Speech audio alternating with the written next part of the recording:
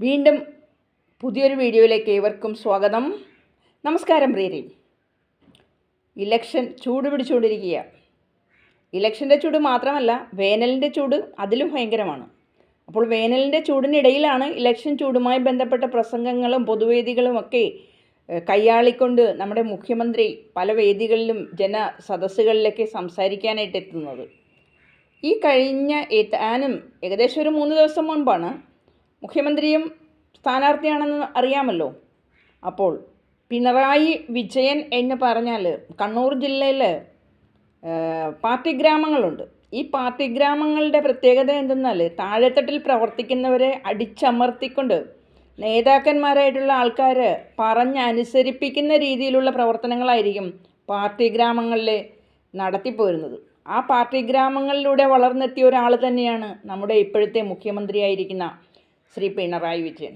അദ്ദേഹം കഴിഞ്ഞ ദിവസം നടത്തിയ ഒരു പൊതുയോഗത്തിൽ അവിടെ അറിയണം, ജനാധിപത്യ വേദിയിലാണ് സംസാരിക്കണമെന്നുള്ളൊരു പൊതുബോധം പോലും അദ്ദേഹത്തിനില്ല. ജനാധിപത്യം എന്ന് പറഞ്ഞാൽ ജനങ്ങളുടെ ആധിപത്യമാണ്, ഭരണാധികാരിയുടെ ആധിപത്യമല്ല എന്ന തിരിച്ചറിവുണ്ടാവണം. ഭരണാധികാരിയുടെ ആധിപത്യമാണ് ജനാധിപത്യം എന്ന ചിന്തയിലാണ് എപ്പോഴും ഇദ്ദേഹം സംസാരിച്ചു പോരുന്നത്. ഒരിക്കൽ നാം കണ്ടതാണ്, പത്രപ്രവർത്തകരായ കുറേ ആൾക്കാർ ക്യാമറയുമായി ഇദ്ദേഹത്തിൻ്റെ മുന്നിൽ നിന്നപ്പോഴേക്കും അദ്ദേഹത്തിനോട് ചോദ്യം ചോദിച്ചത് ഇഷ്ടപ്പെട്ടില്ല. അന്ന് അവരോട് പറഞ്ഞു, കടക്കൂ പുറത്ത്. ആ ശൈലിയാണ് ഇദ്ദേഹത്തിൻ്റെ മനസ്സിന്. ഇതാണോ ഒരു ഭരണാധികാരിക്ക് വേണ്ടി ഉണ്ടാകേണ്ടതായ വിശേഷ ഗുണം? അവിടെയാണ് ചിന്തിക്കേണ്ടത്. ഒന്നുകൂടി റീതിങ്ക് ചെയ്യുന്നത് നന്നായിരിക്കും. കാരണം താങ്കൾ കഴിഞ്ഞ ദിവസം പറയുന്നത് ഞങ്ങളെല്ലാവരും കേട്ടു. ഒരു ജനപ്രതിനിധി എന്ന രീതിയിൽ ഒരു ജനകീയ വേദിയിൽ സംസാരിക്കുമ്പോൾ ആ ജനങ്ങൾക്കിടയിൽ നിന്നും ഒരാൾ ശബ്ദം ഉയർത്തി ഒരു ചോദ്യം എനിക്ക് ചോദിക്കാനുണ്ടെന്ന് പറയുമ്പോൾ അത് ജനകീയമായിട്ട് അത് കേൾക്കുവാനും അയാൾക്ക് ഉത്തരം കൊടുക്കുവാനും പ്രതിബദ്ധതയും കടപ്പെട്ടവനുമാണ് ഒരു ജനപ്രതിനിധി എന്ന് പറയുന്നത്. അത് അല്ലാതെ ചോദ്യം ചോദിക്കുമ്പോൾ അങ്ങ് വീട്ടിൽ പോയി ചോദിച്ചാൽ മതി എന്ന് പറയുന്ന ശൈലിയുണ്ടല്ലോ, ഇതിനെയാണ് മൂരാച്ച് സ്വഭാവം എന്ന് പറയുന്നത്. അപ്പോൾ അങ്ങനെയാണ് ഞങ്ങൾക്കും പറയാമല്ലോ. ഇപ്പം നിങ്ങൾ ഇതിനു വേണ്ട സംസാരിക്കുന്ന പല വേദികളിലും എന്താ ചോദിക്കുന്നത്? വോട്ട് ചെയ്യണം, നിങ്ങൾ ഈ കഴിഞ്ഞ 5 വർഷം ചെയ്ത പ്രവർത്തനങ്ങൾ, കണക്കുകൾ കഥ പറയുന്നു എന്ന രീതിയിലൊക്കെ ഒരുപാട് കണക്കുകളും കൊണ്ടുവന്നിട്ടുണ്ട്. അതിനിടയിൽ മുഖ്യ കണക്കൊന്നും ആരും പുറത്ത് പറയില്ലല്ലോ. കാരണം അങ്ങനെയാണല്ലോ. എൻ്റെ വീണ്ടും ജനപ്രതിനിധിയാകാൻ ആ കസേരയിൽ നിന്ന് ഒഴിയാതെ ഇങ്ങനെ പിന്തുടരുന്നതിൻ്റെ കാരണം എന്താ? മേല് നനയാതെ കൈ നനയാതെ മീൻ പിടിക്കണം എന്നുള്ള ആ ഒരു ശൈലി തന്നെയാണ്. കാരണം നമുക്ക് വേണ്ടത് വരും തലമുറകളിലേക്ക് കൂടി പകർന്നു കൊടുക്കാനായിട്ടുള്ളതൊക്കെ ജീവിക്കാൻ വേണ്ടത്ര ഉണ്ടാക്കിയെടുക്കാം ഈ രംഗത്ത് നിന്നാൽ. അങ്ങനെ ഒരു ശൈലിയും ചിന്തയും ഉണ്ട്, അത് പറയാതെ വയ്യ.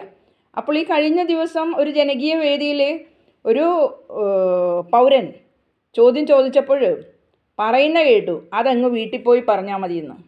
അങ്ങനെയാണോ? അത് വീട്ടിൽ പോയി ചോദിച്ചാൽ മതിയെന്ന് അങ്ങനെയാണ് പറഞ്ഞത്. അപ്പോൾ അതാണോ വേണ്ടത്? എങ്ങനെയുണ്ട്? കേരളത്തിന്റെ ആവശ്യം വളരെ കൂടുതലാണ്. ആ ആവശ്യം നിറവേറ്റുന്നതിന് നമ്മുടെ കയ്യിൽ വേണ്ടത്ര കാശില്ല എന്നതാണ് പ്രശ്നം. ഓക്കെ, അപ്പോൾ വേണ്ടത്ര കാശില്ല എന്ന് താങ്കൾ പറയുമ്പോഴും താങ്കളുടെ ആവശ്യത്തിനൊക്കെ നിങ്ങൾ എത്ര അകമ്പടി സേവിച്ചുകൊണ്ടാണ് നിങ്ങളുടേതായ ഒരു വാഹനം മുന്നോട്ട് കൊണ്ടുപോകുന്നത്? 40 വാഹനങ്ങളെങ്കിലും കുറഞ്ഞ അകമ്പടിയില്ലാതെ നിങ്ങൾ മുന്നോട്ട് പോകുമോ? ഈ അകമ്പടി നടത്തുന്ന അതിൻ്റെയൊക്കെ പൈസ നിങ്ങൾക്ക് കുറേയൊക്കെ കണ്ടെത്തിക്കൂടെ? മറ്റു പല കാര്യങ്ങൾക്ക് ഉപയോഗിച്ചുകൂടെ? അപ്പോൾ നിങ്ങൾ ആഗ്രഹിക്കുന്ന കാര്യങ്ങൾ യാതൊരു തരത്തിലുള്ള ദൗർലഭ്യവും അവിടെ കാണിക്കാറില്ല.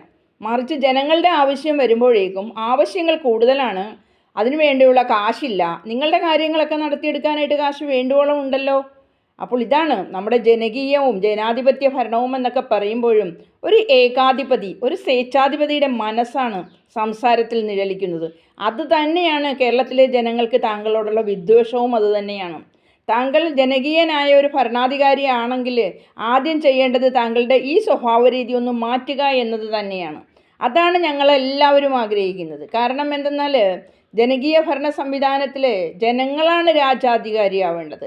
ഇത് അധികാരിയും രാജാവും എന്ന ഭാവത്തിൽ ജനങ്ങളോട് സംസാരിക്കാൻ ഒരു പൊതുവേദിയിൽ വന്ന് നിന്നാൽ നിങ്ങൾ വോട്ട് ചോദിച്ചാൽ ഞങ്ങളും പറയും അതങ്ങ് വീട്ടിൽ പോയി ചോദിച്ചാൽ മതിയെന്ന്. നിങ്ങളിപ്പോഴും വോട്ട് ചോദിക്കാനല്ലേ ഞങ്ങളുടെ മുന്നിൽ വരുന്നേ? അതിനുവേണ്ടിയല്ലേ ജനകീയ സഭകളിൽ വേണ്ടുവോളം ഘോരഘോരം സംസാരിക്കുന്നേ? ഈ സംസാരത്തിനിടയിൽ ഞങ്ങൾക്ക് എന്തുകൊണ്ട് പറഞ്ഞുകൂടാ? വോട്ടങ്ങ് നിങ്ങളുടെ വീട്ടിൽ പോയി ചോദിച്ചാൽ മതിയെന്ന് ഞങ്ങൾക്കും പറയാമല്ലോ. അപ്പോൾ അറിയുക, ജനകീയം, ജനാധിപത്യം എന്ന് പറയുമ്പോഴേക്കും ജനങ്ങളെ ചേർത്ത് നിർത്തലാണ്. അവർ ചോദ്യം ചോദിക്കും. അത് സഹിക്കാൻ വയ്യാത്ത രീതിയിൽ അസഹിഷ്ണുത കാണിക്കരുത്. മറിച്ച് അവർ ചോദിക്കുന്നത് എന്താണോ ഒരിക്കൽ കൂടി അവരോട് ആവർത്തിച്ച് ചോദിക്കുക. എന്നിട്ട് അത് സൗമ്യമായ ഭാഷയിൽ അവർക്ക് ഉത്തരം നൽകുവാൻ കൂടി ശീലിച്ചിട്ട് മതി അടുത്ത മൂന്നാമത്തെ എട്ടയം ഭരണാധികാരിയായിട്ട് ഇങ്ങോട്ട് വരാനായിട്ട്. അപ്പോൾ ജനങ്ങൾ വിധി എഴുതും. ഇങ്ങനെ വരുമ്പോഴേക്കും ഞങ്ങൾക്കിനി ഈ നേതാവിനെ വേണ്ടാന്ന് ജനങ്ങൾ പറഞ്ഞാൽ നിങ്ങൾ എന്ത് ചെയ്യും? 80 വയസ്സ് കഴിഞ്ഞവരെയൊക്കെ വീട്ടിലിരുത്തി അവർക്ക് വിശ്രമ ജീവിതം കൊടുക്കേണ്ട സമയം തന്നെയാണ്. എന്നാൽ ഇതേപോലെ തന്നെ സംസാരത്തിൽ സൗമ്യത പാലിച്ചുകൊണ്ട്, മിതത്വം പാലിച്ചുകൊണ്ട് സംസാരിക്കുന്ന മറ്റൊരു മുഖ്യമന്ത്രിയും നമ്മളുടെ ഈ നാട്ടിൽ വന്നു പോയിട്ടുണ്ട് എന്നത് നാം അറിയേണ്ടതുണ്ട്.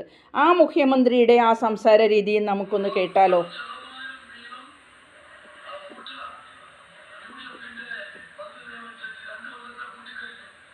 ഇതും ഒരു ഇലക്ഷൻ സമയത്ത് സംസാരിക്കുന്നതാ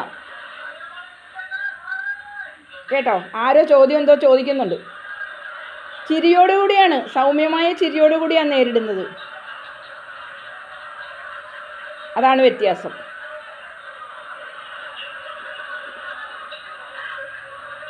ഇങ്ങനെയാവണം, ജനകീയനാവണം, സൗമ്യത പാലിക്കണം, ജനങ്ങളോട് ചേർന്ന് നിൽക്കണം. ജനങ്ങളുടെ മുഖത്തിൻ്റെ ആ ഒരു ശൈലി എന്താണെന്ന് മനസ്സിലാക്കി ആ മാനറിസത്തിനനുസരിച്ച് അവരോട് സൗമ്യമായി നിന്ന് പെരുമാറാനും പ്രതികരിക്കാനും കൂടി ഉണ്ടാവണം ഈ ജനനേതാവെന്ന് പറയുമ്പോൾ. അല്ലാതെ എന്തെങ്കിലും ചോദിക്കുമ്പോൾ ആ ചോദ്യം ചോദിക്കുന്നത് ഇഷ്ടമല്ല, അതങ്ങ് വീട്ടിൽ പോയി പറഞ്ഞാൽ അല്ലെങ്കിൽ വീട്ടിൽ പോയി ചോദിച്ചാൽ മതി എന്ന ഭാവം കാണിക്കുന്ന ജനനേതാവിനെ കേരളത്തിന് വേണ്ട എന്ന് ജനങ്ങൾ തന്നെ തീരുമാനിക്കട്ടെ. അപ്പോൾ അതുകൊണ്ട് അതങ്ങ് വോട്ടങ്ങ് വീട്ടിൽ പോയി ചോദിച്ചാൽ മതിയെന്ന് ഞാനും പറയും. ഓക്കെ, അപ്പോൾ ഈ വീഡിയോ കാണുക, ലൈക്ക് ചെയ്യുക, ഷെയർ ചെയ്യുക, സബ്സ്ക്രൈബ് ചെയ്യുക. Okay, thank you so much.